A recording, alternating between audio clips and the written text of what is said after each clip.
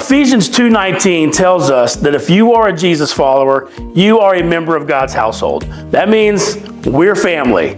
So welcome to Liberty family. And if you're a guest, we hope that you feel right at home with us. You know, there was a time when we really struggled financially. One old car, a rental house that was so bad it was bulldozed after we left, and I was working 2 jobs to make ends meet.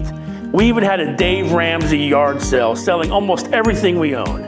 And in that season, we often wondered where God was, feeling abandoned because life wasn't perfect or easy. And without realizing it, I was seeking financial status, believing my integrity and obedience should guarantee God's financial reward. This mindset aligns with what 1 Timothy 6:5 warns us against, thinking that godliness is a means to financial gain. But that's an old covenant idea that wealth can be earned through obedience. You know, as struggling youth pastors, we complained to God, treating him like a wealthy employer who wasn't paying us enough.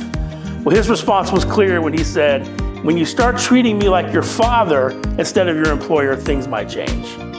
You see, we had forgotten the next verse in 1 Timothy that says godliness with contentment is great gain. True peace and fulfillment come not from financial success, but from contentment in God's provision and care. Contentment is the key to understanding God's blessings. Our prayer focus this week is Narrow Gate Ministries. They equip and train young men, develop business discipleship platforms, and serve the church locally and globally. So please join together and lift up Narrow Gate in your prayers. Specifically, ask God's blessing and guidance as the students seek the answers to 2 questions. Who am I and why am I here? Impact classes started last Wednesday, but it is not too late to join one. We have several great classes to choose from, and all the details are and will be on our website, libertychurch.cc. You can also check your bulletins weekly for information on classes, groups, and events happening here at Liberty.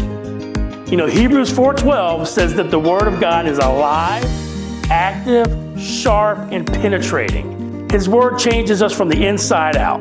So let's all get our hearts and minds ready for God to speak to us today through His Word. And help me welcome up Pastor Bruce.